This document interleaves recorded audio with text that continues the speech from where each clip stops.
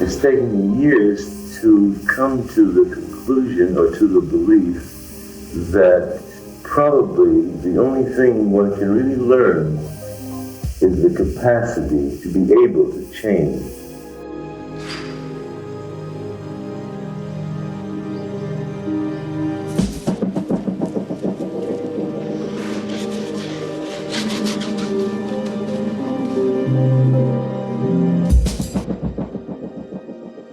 It's late at night, and Philip Guston can't sleep, but he's making paintings of people who are.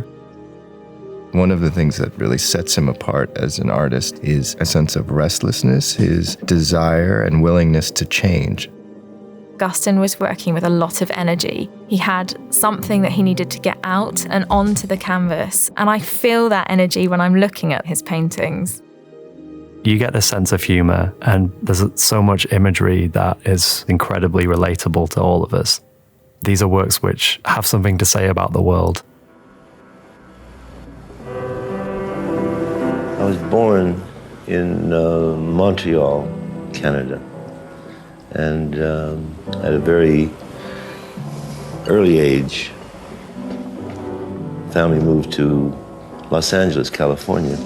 I worked at odd jobs at the time. I drove trucks, worked in a cleaning plant, doing all sorts of things, and painted at night and weekends. His father had been a trash collector in LA and took his own life when Guston was only about 10 years old. Guston found solace in making art. He would tell stories of spending time drawing in the closet with a bare light bulb to find his own creative space. The light bulb becomes one of those reoccurring symbols throughout Guston's career. Guston is young, talented, and he's starting to connect with other artists about how they could respond to the world in turmoil and how to use art in a political way. He's looking at the perpetuators of racist violence, and particularly the Ku Klux Klan and these hooded figures. In the early 1930s, Guston connected with a number of the great Mexican muralists like Diego Rivera, Jose Clemente Orozco, and David Alvaro Siqueiros. And as a result of those connections, he and his friends went to Morelia to make a mural called The Struggle Against Terrorism. It's just an incredible image to see how Guston is fusing together an interest in the Renaissance and in Italian painting from the 1500s and bringing that into the present day, working collectively with his friends to make commentary on the times in which they're living.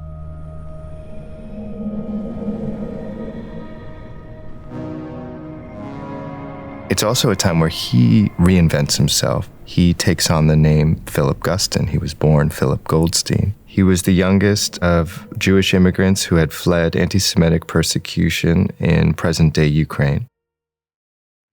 His wife, Musa Mayer, is also a mural painter, and they move out to the Midwest together, and they start a family.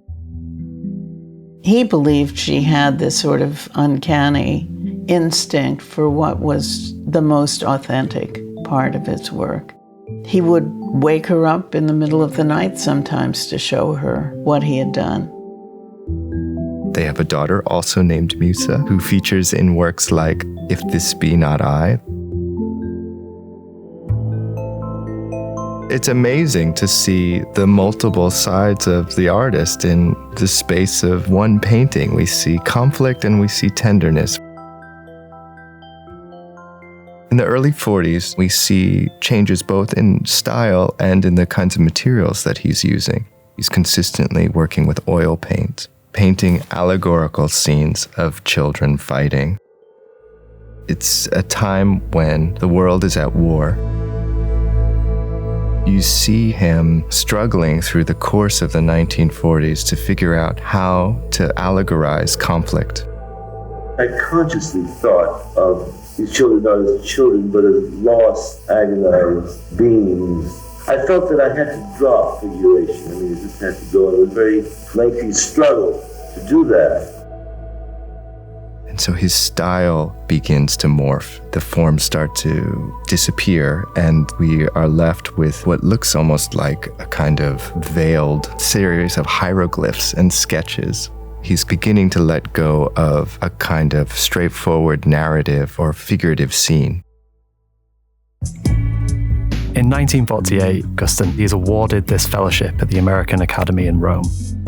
He just adored fresco painting, and this was his first experience with seeing it in the flesh.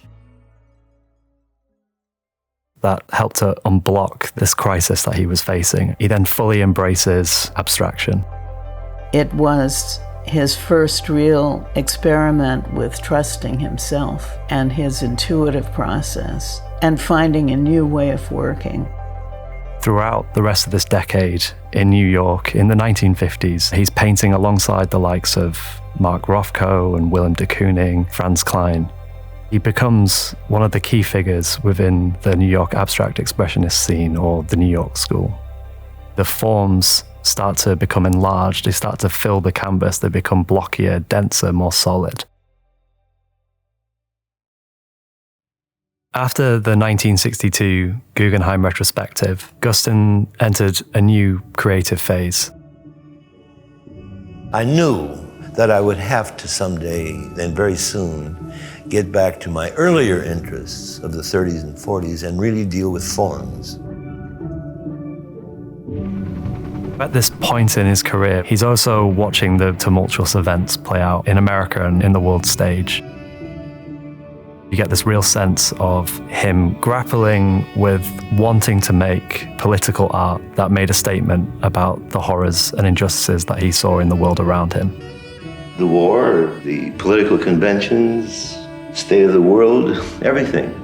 I don't think it's limited just to America either. I mean, the violence in the world ever since I've been alive, which everyone experiences that. He returns to this imagery that had haunted him since he was a boy, the Ku Klux Klan, and he utilizes the hood as really a symbol of evil that's everywhere in society.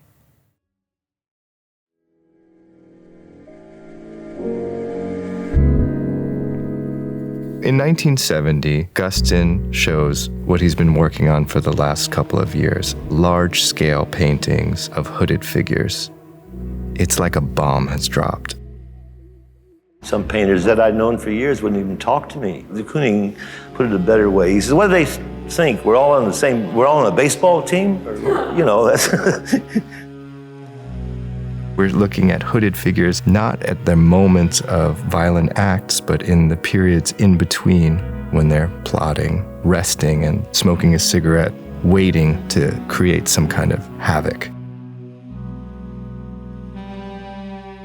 They are really uncomfortable to look at, and part of what makes it so uncomfortable is also that they're visually really interesting to look at. So they lure us in with their strange kinds of cartoonish appearance and bring us into a very dark place, even if they're brightly colored.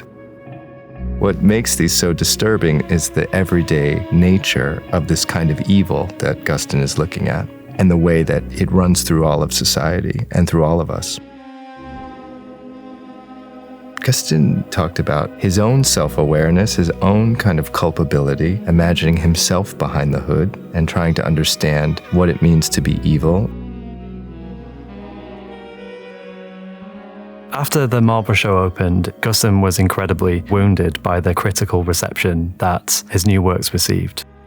And so both him and his wife, Musa Mayer, returned to Italy, a place of solace and comfort for Guston.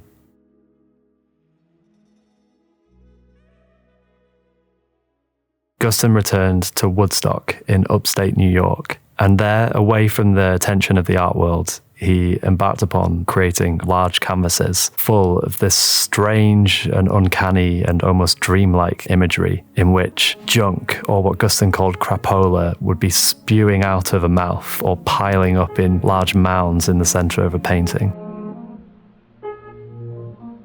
One of the interesting parts of Guston's career is his collaborations with other artists, especially with poets and with musicians, the ways they would inspire each other. The poem pictures are really a collaboration between my parents. In other words, my mother had written various poems and my father illustrated verses of those poems that he felt particularly drawn to. So you have this wonderful collaboration of his imagery and her words. He brings back these themes and motifs throughout his career. They take on new meanings each time he reemploys them. My mother's head appears repeatedly, but then it takes different forms. Perhaps the most devastating thing was that my mother suffered a pretty severe stroke. It really terrified my father. And yet the works that he's making at that time are so filled with energy and emotion. He's working with wet oil paint, layering different colours together. Within one brushstroke, I can see black, green, white, and they're all peeking through in different ways. It's exciting because there's so much more to see than you would initially think. Guston talks about wanting to come into his studio in the morning and be baffled by what he had painted the night before. And he's managed not only to surprise himself, but us as viewers. He is someone who's completely at the top of his game as an abstract painter and just buries that and goes in a completely different direction. It was such a daring move, and I think he really opened up figuration to a new generation of artists. He's struggling with all of the dimensions of life, its happiness and its sadness, and trying to capture it and create paintings that inspire us to think about what we do in the short lives we have. This serious play, which we call art, can't be static. I mean, you have to keep learning how to play. As modern artists, that's our fate, is constant change.